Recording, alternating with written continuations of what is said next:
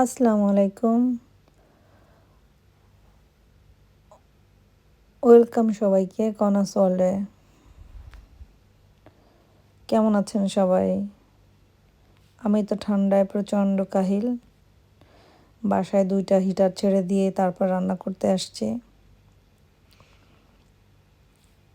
এদিকে মনে হলো একটু ক্যান্ডেলগুলো জ্বালাবো। বাবু বলল যে মাম্মা একটু মাকারোনি রান্না করে দাও। চলে আসলাম রান্না করতে। রান্না করতে করতে চিন্তা করলাম যে প্রতিদিনই মাকারোনি রান্না করি, তো একটা ভিডিও করা হয়নি। তো এই যে ম্যাকারনি সিদ্ধ করতে চলে আসছি। ম্যাকারনিটা সিদ্ধ করতে দিয়ে তারপরে অন্যান্য জিনিসগুলা কেটে কুটে নিব। ন্যাচারালি আমি ম্যাকারনিটা রান্না করি সসেস দিয়ে, ডিম দিয়ে। তো আজকে রান্না করব মিটবল দিয়ে। মাংস একটু রাখি, যে কোনো ধরনের মাংস, চিকেন হোক, গরুর মাংস হোক, যেটাই হোক, সসেস হোক, যেটাই হোক, একটু মাংস আমি দেই। এটা বাবু খেতে পছন্দ করে। এখানে আমি 2.5 কাপের মতো ম্যাকারনি নিয়ে নিলাম, সিদ্ধ করতে দিয়েছি। ম্যাকারনিটা সিদ্ধ হতে অনেক বেশি টাইমও লাগে না, আবার অনেক কম সময়ও নেয় না। মোটামুটি 10-15 মিনিট এর মতো লাগে।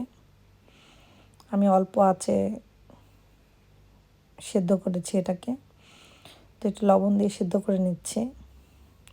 একটু নেড়েচেড়ে দিতে হবে, না নেড়েচেড়ে দিলে বারবার করে দলা পেকে যাবে, জমাট ধরে যায়। এই পর্যায়ে চুলার আঁচটা একটু কমিয়ে দিচ্ছি। একা একা কী করব, প্রচণ্ড বোরিং লাগতেছিল। তো যখন ম্যাকারনি রান্না করতেছিলাম তখন আমি আমার ভাইয়ের সঙ্গে ফোনে কথা বলতেছিলাম, আর ওকে বলতেছিলাম যে আজকে তোকে ফোন ডিস্টার্ব করব। তা ডিস্টার্ব আর ওকে করা হয়নি বেশি। চিন্তা করলাম যে থাক, ঘুমাতে দেই, বাংলাদেশে অনেক রাত হয়ে গেছে। ম্যাকারনিটা সিদ্ধ হয়ে গেছে। আমি আমার যেই কলের যে হট ওয়াটারটা, ওটা দিয়ে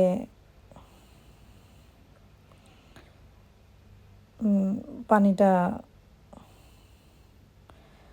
ম্যাকারনিটা সিদ্ধটা ছাড়া নিচ্ছি। অনেকে ঠান্ডা পানি দিয়ে দেয়, তো আমি আমার কলের যে গরম পানিটা আছে ওইটাই ইউজ করি আমি। তাতে করে আমার কাছে মনে হয় ওইটা ঝরঝরা বেশি থাকে। এভাবে রেখে দিব, দিয়ে আমি বাকি প্রসেসটা করে নিচ্ছি।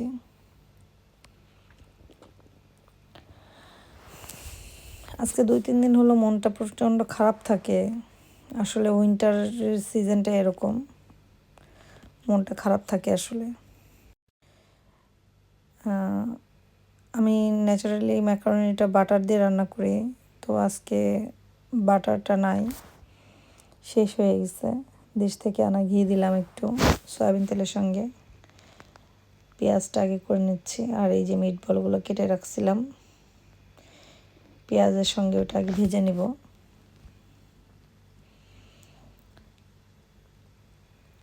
আপনারা যারা বাসায় পাস্তা কিংবা ম্যাকারনি রান্না করেন তারা কিন্তু একটু চিকেন কুচি করে দিতে পারেন পেঁয়াজের সঙ্গে, তাহলে কিন্তু ম্যাকারনিটা খেতে খুব মজাই লাগে।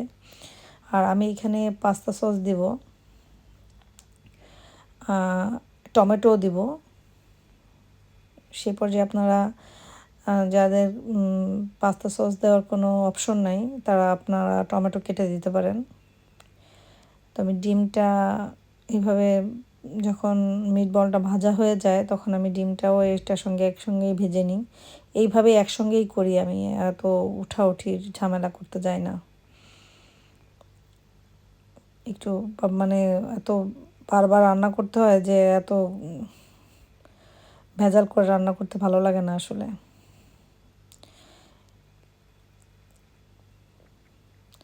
টমেটো কেটে রাখছিলাম, টমেটোগুলো দিব, একটু কাঁচামরিচ দিব, সব কিছুই দেব।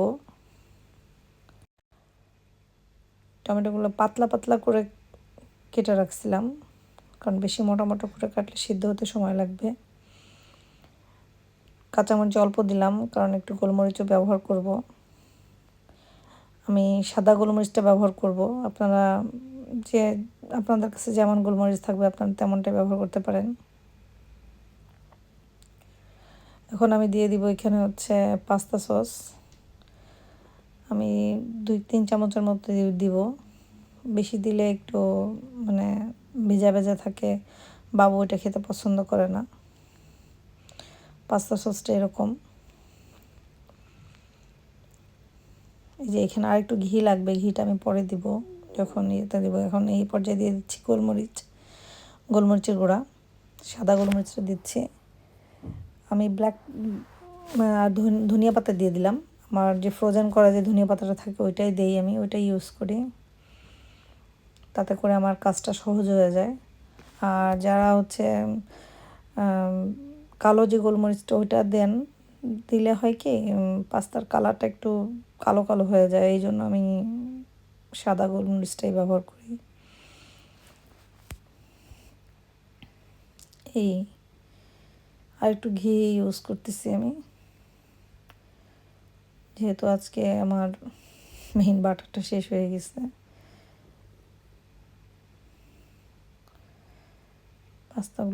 পাস্তাটাও না একটু এটা ম্যাকারনিটা ঢেলে দিলাম।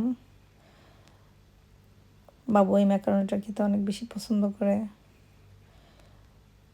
নর্মাল নর্মাল যে নুডলসটা আছে, মানে ম্যাগি নুডলস বা এমনি নুডলসের থেকে এই ম্যাকারনিটা খেতে বেশি পছন্দ করে।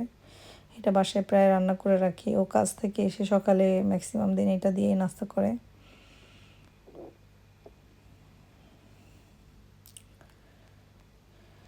এই আর কি, আমি রান্না বান্না করি, ভিডিও করি, আমার কাছে ভালোই লাগে। কারোর যদি আমার ভিডিও পছন্দ না হয় কেউ স্কিপ করে যাবেন, ইগনোর করবেন আমার ভিডিও, বাজে কমেন্ট করতে আসবেন না।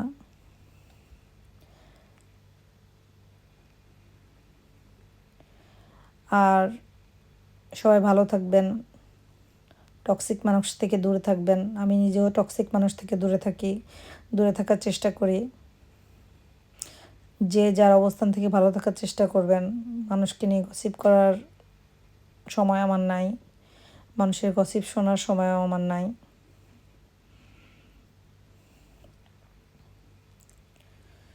এত হেডেক নিতে আসলে ভালো লাগে না। হয়ে গেছে পাস্তা ম্যাকারনি রান্না রেডি। ছেলেটা উঠে একটু পরে খাবে। বাসায় সিক লিভে আছি, একা একা থাকতে থাকতে বোরিং হয়ে যাচ্ছে। সারাদিন শুয়ে বসে থাকতে থাকতে আর ভালো লাগে না। একটু পর আরেকটা মাছ রান্না করব, সেটাও ভিডিও করব, সেটার ভিডিও শেয়ার করব। ওটা একটা সামুদ্রিক মাছ।